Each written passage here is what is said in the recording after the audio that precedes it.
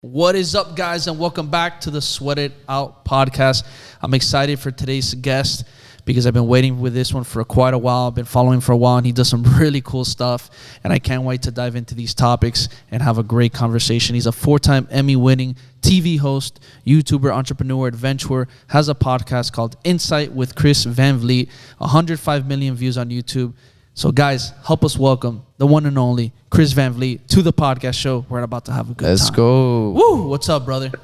Guys, thank you so much for having me. Man, it's definitely an honor, and we're just excited to have get you to come over here and share some of your time with us. And dude, just really, first of all, know a little bit about your backstory, and then talking about how you even got to where you're at today.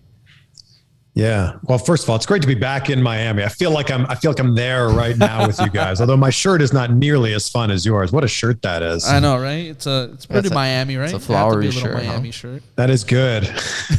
Yeah. So I spent 5 years in Miami. I was hosting Deco Drive on Channel 7, WSVN there. And basically my background is as a television host. I've spent my entire career working as a television host and entertainment reporter. And I've been so fortunate to be able to cover events like the Oscars and the Grammys. And like you guys mentioned, I've won a few Emmy awards, and it's been so cool to be able to talk to some of the biggest celebrities in the world, pick their brain and kind of figure out like what was their path to success and how can we apply that to our own life. Totally. And I love that because you can learn so much from so many different people, especially high performers, which is why we love doing this podcast as well, because we get to learn from individuals like yourself and be able to take failures, successes, life lessons, obstacles, and be able to put them into our own life and gain the benefits from it. So for you, have you always been this kind of individual, or did you have to really work your way hard to become who you are, as far as like the way you are, the way you act, getting into the TV game? Was this always you, or did you work yourself up to that? Like, it was a dream, right? It started off as a dream and a goal and a hope. I was 4 years old and became like so insanely passionate about broadcasting. I had a Fisher-Price tape recorder, like with cassette tapes, and I would pretend to be the radio DJs that I heard on the radio. And I thought maybe possibly one day it'd be cool to try to chase that dream. But I really thought that it was such a long shot, especially, I'm originally from Toronto. So the television and radio landscape in Canada is not nearly as vast as it is in the US. So it was certainly something that I always wanted to chase after. And I would do like really little things along the way. Like, I was the vice president of my student council in high school, mostly because that was the person that got to do the morning announcements. And I was like, yeah, the morning announcements is kind of like my own radio show here. So it was something that I always kind of had as that big goal. And I think it's so important to set specific goals. I always say vague goals get vague results. Specific goals get specific results. So it's important to know what it is that you're aiming for. And then you're able to reverse engineer your way back from there. And I think that so often with social media and YouTube and just watching television, we just see the finished product a lot of times. Right. We just see Tom Brady with 7 Super Bowl rings, and we don't realize the path that it took him to get there. And I think it's so important, especially with the interviews that you guys do like this, where you can realize oh man, that person did have stumbles along the way, or they were at step 2 or 3 or 4, and now they're at step 714 or whatever it happens to be. 100%. Before I ask you that a question right now, I gotta hear that radio intro, that DJ radio intro that you used to do. What was it? Oh my God! Throw it on here. We gotta hear it. The funny thing is, when you're on a radio station, there's a timer. Right? It counts down how much time you have to speak over the music bed. And then you have to hit the post. That's the term they call it in radio. So you do things like you say the time, you say the name of the radio station, and maybe you're oh, this person has a concert coming up. So it'd be 9 minutes after 12 o'clock, beautiful sunny day, Q104, and they're going to be in town next Thursday. Your chance to win tickets to see Imagine Dragons coming up after this. Wow. I'm about to sign up. Dude, how about you start doing the intros for us?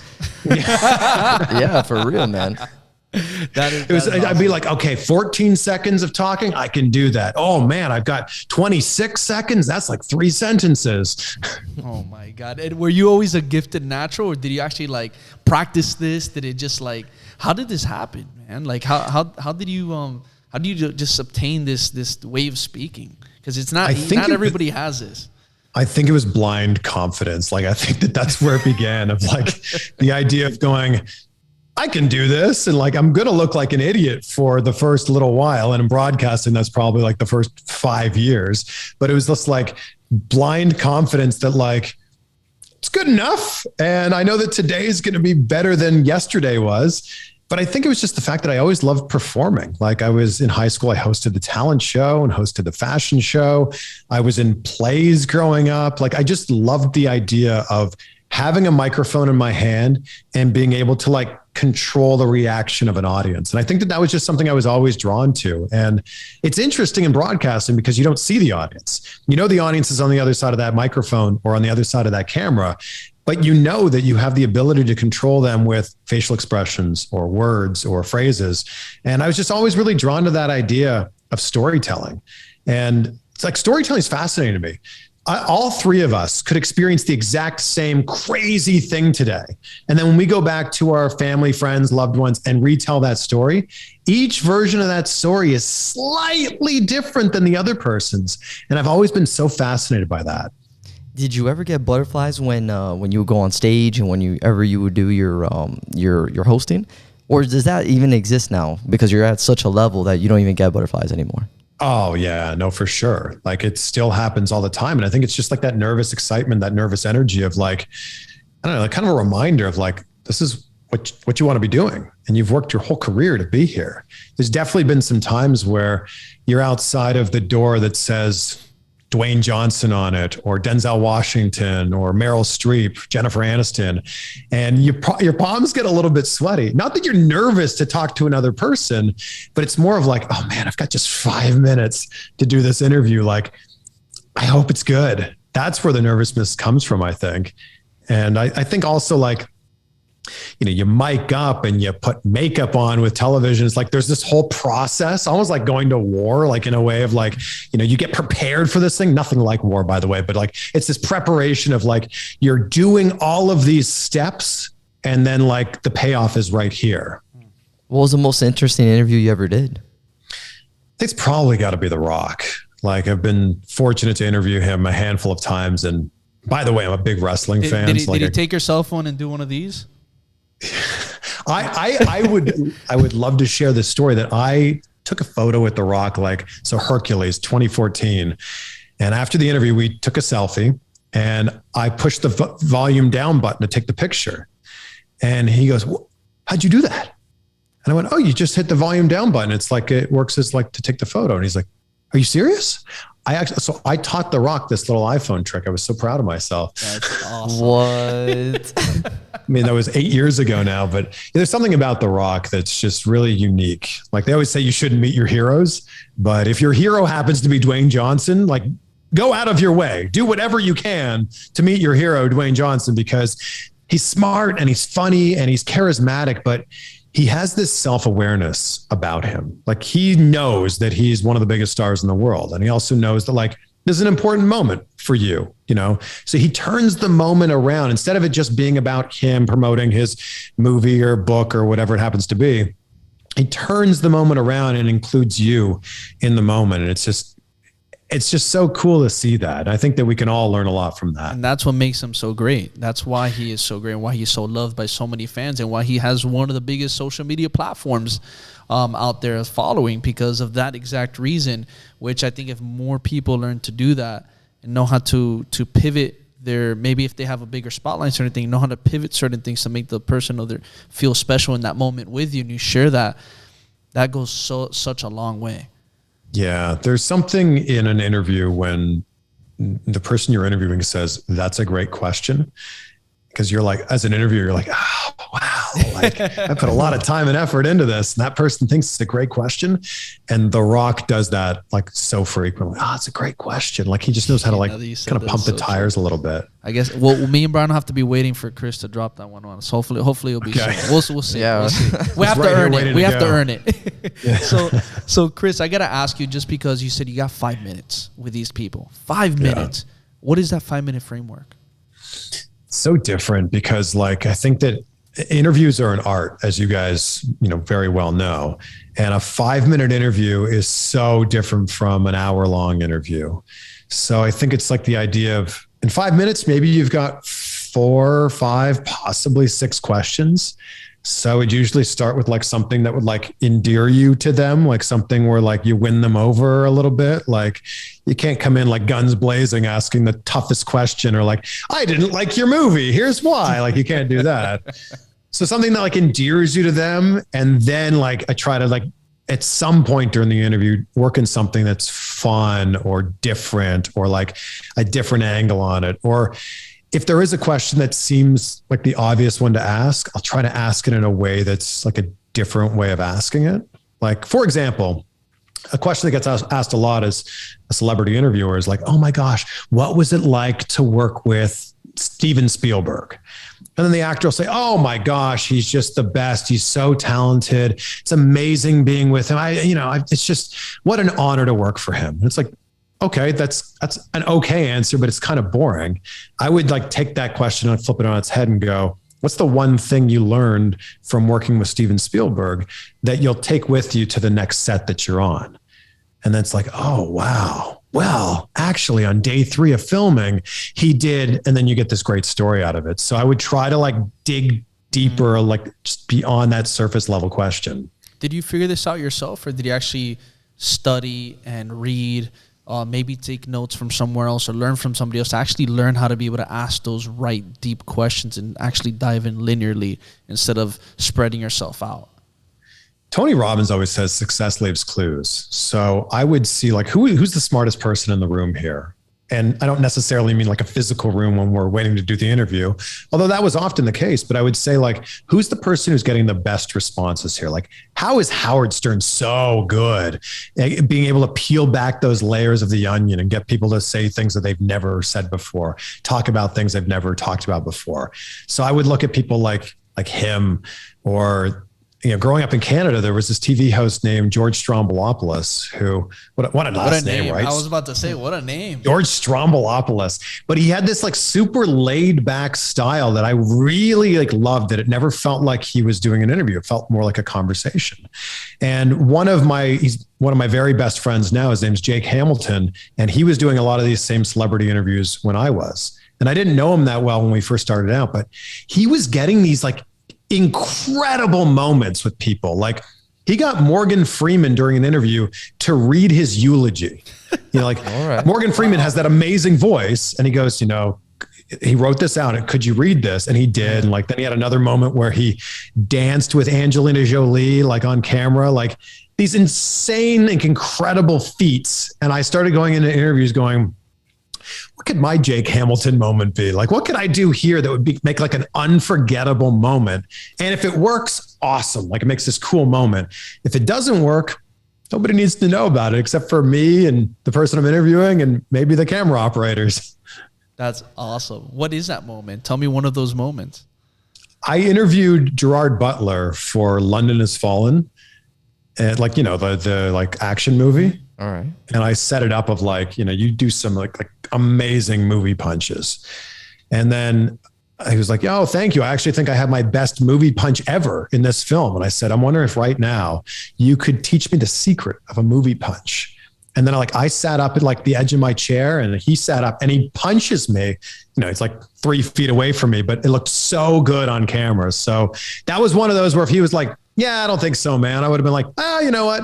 Had to try, and nothing happened. There was another one where I interviewed Will Smith on a red carpet in Miami, actually. And right before I moved to Miami. Was it a Bad Boys movie? It was Suicide Squad, actually. Oh, Suicide, okay. Actually, to back it up, so the Suicide Squad red carpet's there, all the fans are out there, and we're waiting for the cast of the movie to show up. And out of nowhere, the beat for his song Miami starts playing. And I'm like, is this going to happen? And out of nowhere, Will Smith jumps on stage and starts rapping Miami in Miami. And I'm like, this is insane, because before I moved to Miami, I listened to that song on repeat. And I told him during the interview, I said, everything I knew about Miami, I learned from that song. And he's like, oh, wow. I said, so what's the one line in that song that you think defines Miami the best?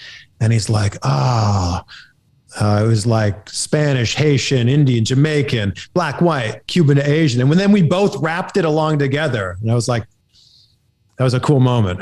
When was the last time you've been to Miami? Have you been here recently, or? I was there like 3 months ago. How was your experience? You liked it?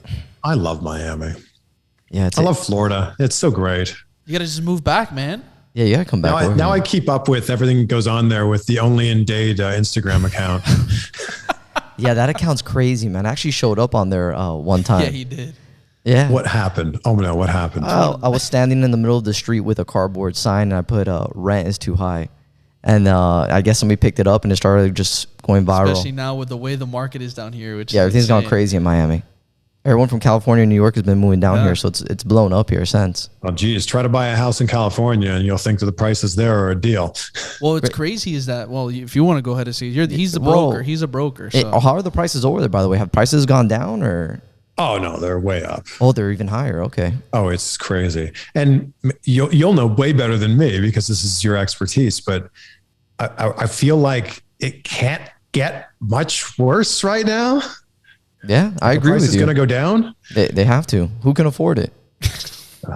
Who can afford it, man? My girlfriend and I have been just like casually looking, and houses are going for like 10, 15, 20% over asking.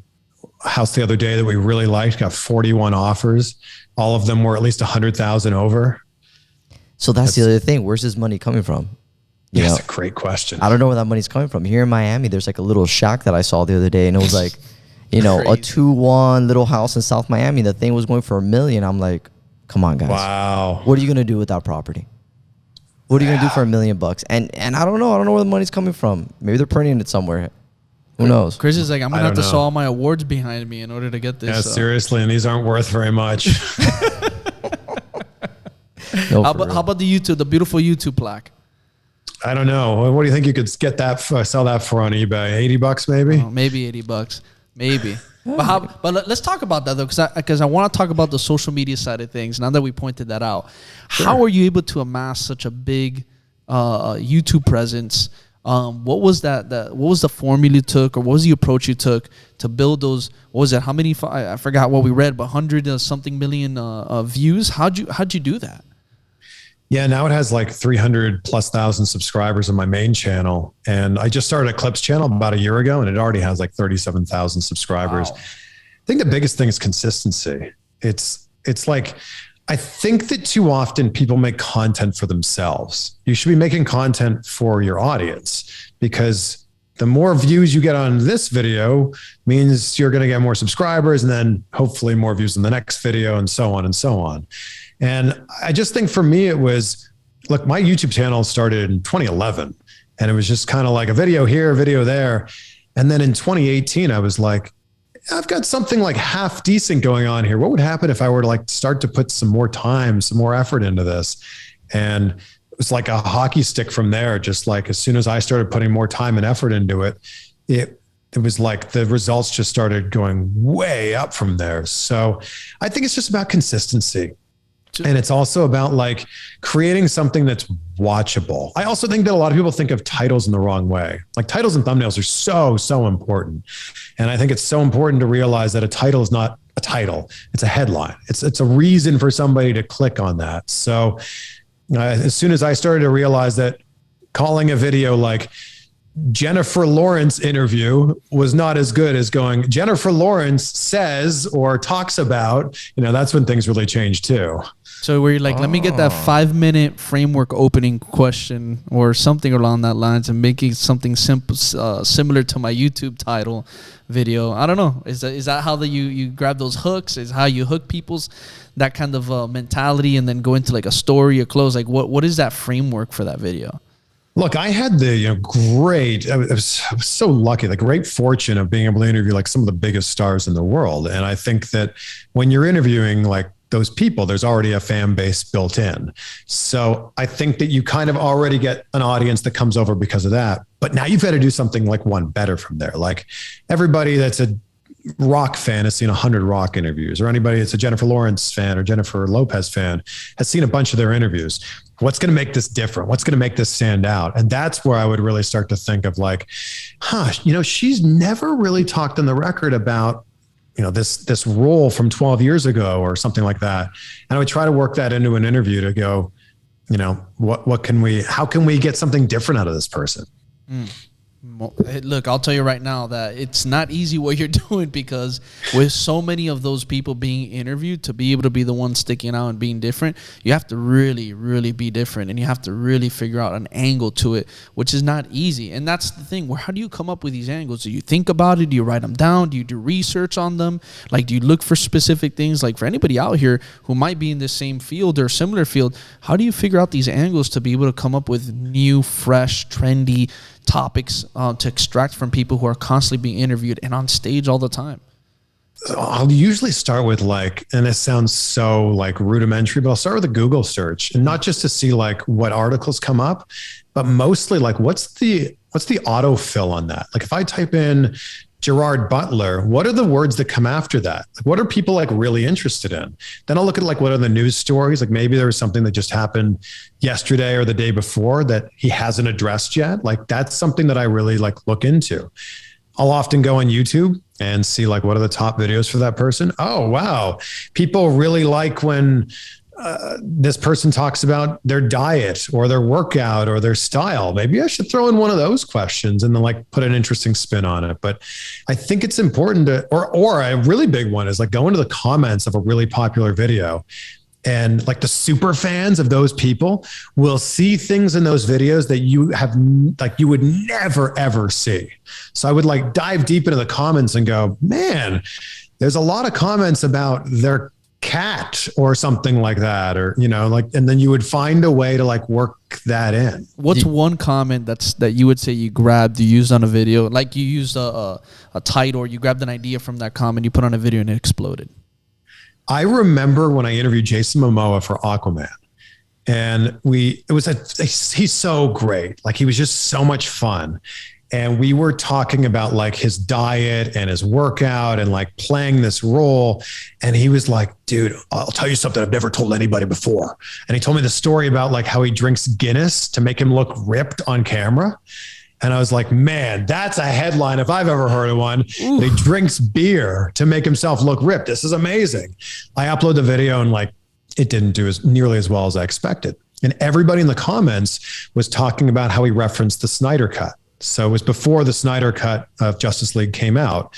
He referenced something in there, like there was a scene in here that was cut out that would have been in the Snyder Cut. And like there was this big thing, and all the comments were like, at the 2 minute and 12 second mark, he mentions the Snyder Cut. And I went, oh, and I retitled the video to something about the Snyder Cut. And then like the views just started ticking way up. That is so interesting. That's the key is in the comments, and that's what we always talk about. Do you still edit your videos? Do you, by any chance, or do you have like a team that helps you out? I usually like take the first cut at them and go, all right, I think that this is going to be a great headline. This is going to be a great thumbnail, but I have a very talented editor named Joe who puts that all together for me. That's awesome. And do you repurpose a lot of your content? Like, do you grab your content from YouTube, repurpose it for Instagram, maybe for TikTok, for other platforms as well? Yeah. And that's been a pretty new thing. Like, I think I would find one here and there, but since November, I've been posting at least one reel a day on Instagram, and the growth there has been huge as a result. Like, Instagram started as this photo sharing platform 10 years ago. And now you guys probably know this. When you post a photo now, like, Instagram does not care, like, at all. You post a reel and they show it to like 50 times more people, I feel like. Reels is the name of the game now. I'm telling you, like, Reels is where it's at. Like, the more Reels you post, the more engagement, the better engagement your page does. And by making it on the phone, like not making it before and then putting it on your phone. Yeah, absolutely. And I think that they're trying to, compete with TikTok in a major way. Like Facebook Reels are now a big thing too. Yeah, that's another thing. So have you ever had, aside from Reels, just content in general, have you ever had an interview of yours, like a big celeb, big name, repost or actually tag you on any of their stuff? It's like it's happened a lot on Twitter. Like I feel like on Twitter, people throw retweets around a lot easier, or like you'll get a share on Instagram stories. But like I've had some not very great success with, these collaborations you can do now. Yeah. Like you'll tag someone in a collaboration, those like every time get ignored. Unless you're The Rock, right? Yeah. Yeah, right. Unless you're The Rock, actually, The Rock's been very kind about that. The Rock, there was an interview a few years ago where he gave me the middle finger live on TV. And like to set this up, I'll tell you that story in a second, but I reposted the clip of it and he shared it on Twitter and was like, this is one of my favorite interview moments ever. So we were like live on the red carpet for Ballers, and I was about to be live on TV at like 7:37 or something like that. Red carpet was starting at 7. I'm like, okay, perfect. We'll get The Rock around 7:15-ish. We'll do the interview. We'll feed the video back to the TV station. And then at 7:37, we'll say, we're live here, the Ballers red carpet. We talked to The Rock earlier. Here's what he had to say. Red carpets are notorious for running late. So the red carpet really didn't start till like 7:25-ish. And I'm like, oh my gosh, I'm looking down the carpet. I'm like timing it out. I'm like, all right, so if he talks to them for 2 minutes and then this reporter for 2 minutes, oh my God, he's either going to get to us when we're live, which would be amazing, or we're going to miss him by like 1 minute. And there was a commercial break right before I was going to go live on Deco Drive. And The Rock walked up during the commercial break. And red carpet interviews are like usually 60 to 90 seconds, like 2 questions and then like on to the next person. So I'm interviewing him during the commercial break, and my producer's like yelling in my earpiece, like, whatever you do, keep him. We need him live. Stretch this out however you can. So I'm like trying to stretch this out, and his publicist is like giving me the old rap signal behind his head. Eventually I stretch it out enough and I go, Rock, we're live on TV right now. He goes, oh, we're live. I can say anything I want then. I'm like, I mean, you could, but we're live on TV here. So as we wrap up the interview, I go, can we do a people's eyebrow off? So we turn to the camera. We both do the people's eyebrow. I turn to the camera and do it first. As I turn to the camera, he gives me the middle finger behind my head. I don't see it. So I turn back around and I'm like, oh my gosh, Rock, you're the best. It's always so good to talk to you. And I give him like the handshake and the hug. And I turn back to the camera. I'm like, there he is. Can you believe it? The biggest movie star in the world, Dwayne Johnson, live on TV. Oh my gosh, this is amazing. So I was like on this huge high. I take my earpiece out. We turn off the microphone. The segment's done. I'm like high-fiving with my cameraman. I can't believe we pulled this off. And then my phone rings and it's my producer. And she goes, do you know what just happened there? I'm like, yeah, we got The Rock like live on TV. She goes, no, he gave you the middle finger, and we might get fined now from the FCC. So we'll have to see how this shakes out. And I'm like, oh, what? No. And then I watched the video back and he was very smooth with it. Oh my God. We didn't get fined, by the way. Okay. It was like a jokingly middle finger? Yeah, joking. Like I've interviewed him so many times. He was just like having some fun.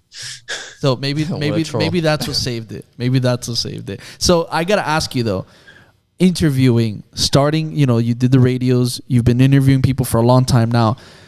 There's social media, there's all these new platforms. Where do you see interviewing going? Where do you see being a host going?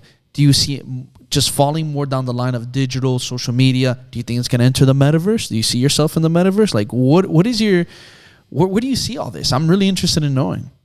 Yeah, I'm so fascinated by like where it could go from here, because it's changed so much from when I got into it in 2005. So I started in television in 2005 before Facebook was available for everybody. Like MySpace was the thing at that time, really. So I think now we're starting to see that you don't need to be on TV or on radio to have a platform. And you're seeing a lot of social media, like influence is really playing a big factor. Like, look at, you guys know who the Nelk Boys are? No. Yeah, I know they are. Yeah. Who are they? They're the biggest trolls on the internet. Look at the guests they get on the Send It podcast. It's unbelievable.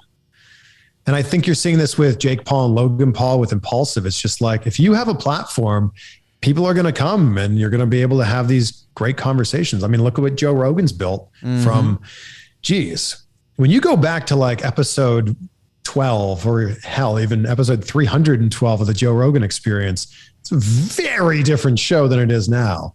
So I think it's just about building up your own platform, and people are going to come. I don't know what the metaverse is even going to look like. So I don't know.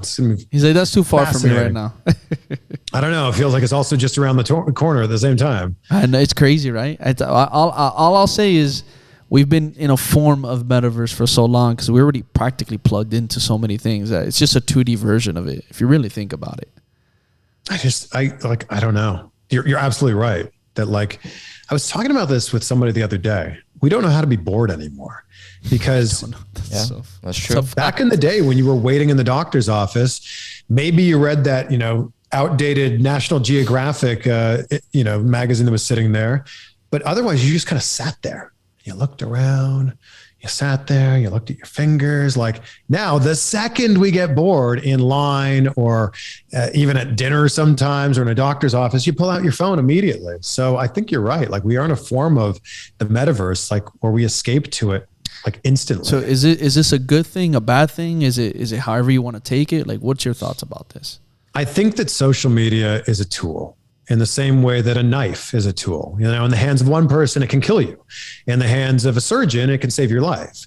And I think that social media is the same way. It's a tool that can enhance your life if it's used correctly, or it's something that can really bring you down if you play that game of comparison and you don't realize that the photos you're seeing on there are just the highlight reels of people's lives. So I think it takes a lot of self-awareness to realize what's going on.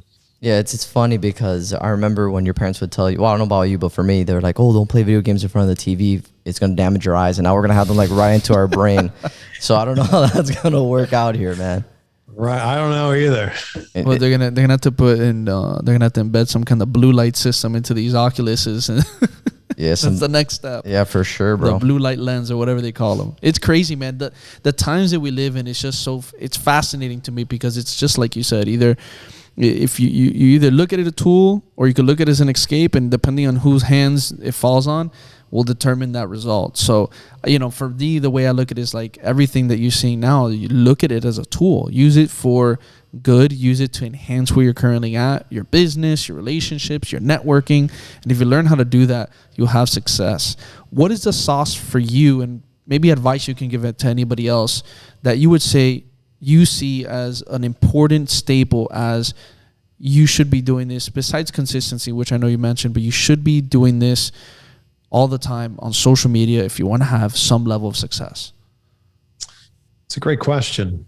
I didn't even mean to do that, but that is a great question. Yes, we got it. We got it. There you go. That's a great question. I always say passion is the secret sauce of life. So I think it needs to lead with passion. And I think that people are so in tune now to like what's real and what's BS, like because we're on Instagram and Facebook and TikTok so often now, like our BS meters are like really good now.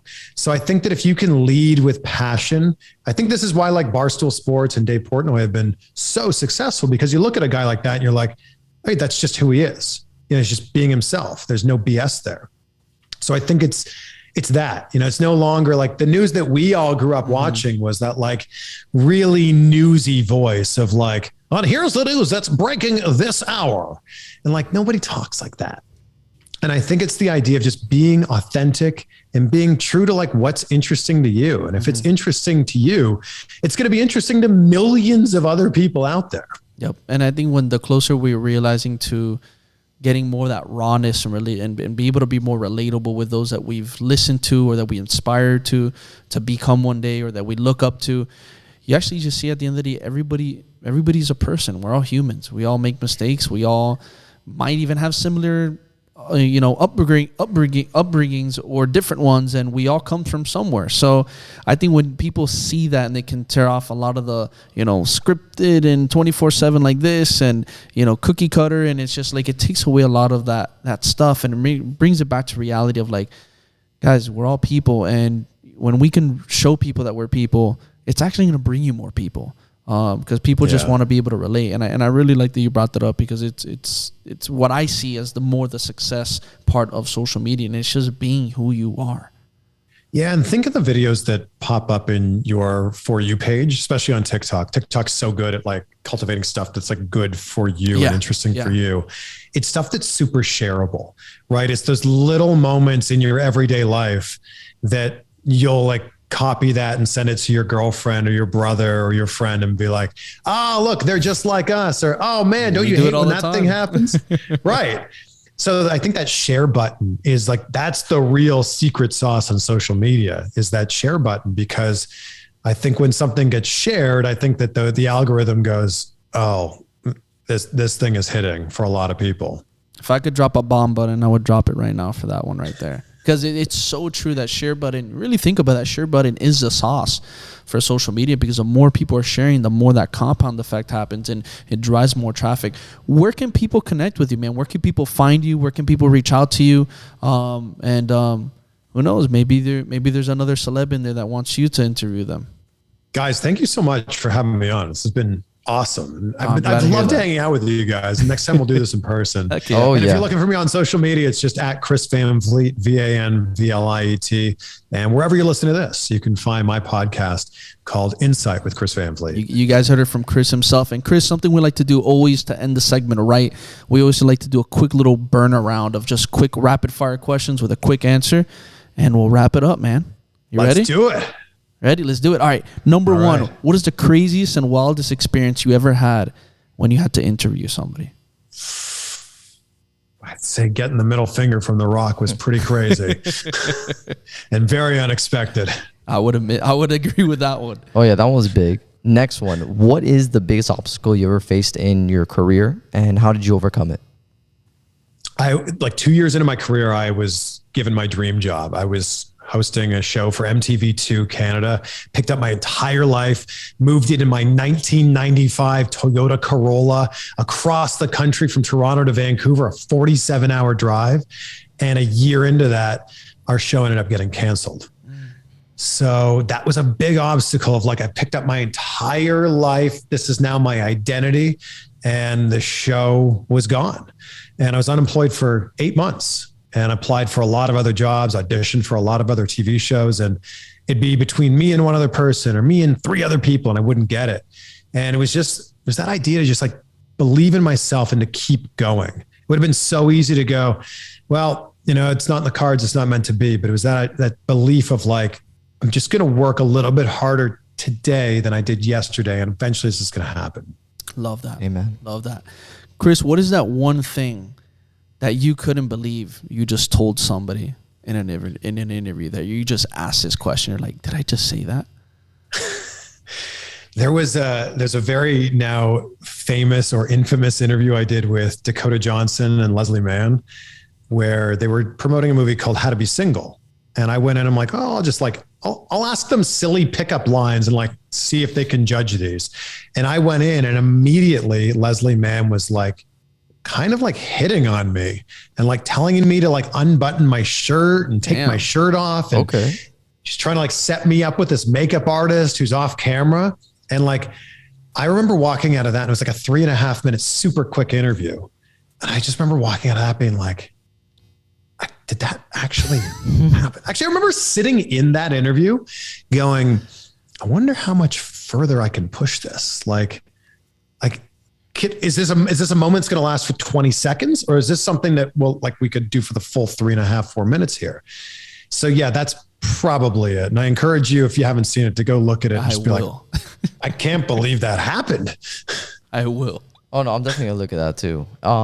Next one. What is the future hold for Chris? So what's the next steps for Chris?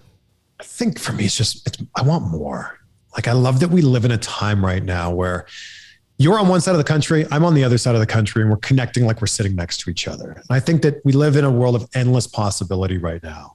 And the fact that if anybody's doing the thing that you want to do, that just means that you can do it too. Amen. So for me, it's taking what I've built right now and just like growing it a whole lot more. So more, that is the word of the year for me. I love that. More. Oof. He's getting after it. Chris is getting after it. Chris, last and final question. What is the biggest piece of advice you can leave off to all our listeners today in one single sentence? The best piece of advice I was ever given in an interview is what I'll pass along to you guys. And it was an interview with John Cena. And he said 3 simple words: control the controllable. And I think that that's it. It's control the controllable. It is so easy to get lost in all of these things that are happening around us. And you can't control the things that happen to you. But what you can control is how you want to react to the things that are happening to you. And him saying those 3 words are something that have stuck with me and something I think about every single day. So control the controllable. One of the most powerful things that probably could have been shared today. And I really, really appreciate you sharing that with us and our audience, because I say it all the time. You can't control the uncontrollable. So control what you can control, and that's yourself and what you're capable of. So Chris, once again, we appreciate you coming on here, spending time with us. We had a blast, man, learning from you, your experiences, the adversity you faced, the fun, the laughs, everything, man. And some of these memorable moments that you probably can take with you for your life and say, wow, I can't believe that I did this. And I'm sure there's many people out there that from this are going to be inspired. And guys, for all those listeners, take that one piece of advice or whatever you learned from this segment today, put into use right now, not tomorrow, not the next day, but right now, because this is when it counts. Take action when you're motivated at your highest point. So that way that action can compound and continue to grow for you. Guys, if you got value out of this, we'd appreciate if you like, comment, subscribe, share, drop a rating, leave a review, because the more love you show us, the more love we can show back. Till next time on the Sweat It Out podcast.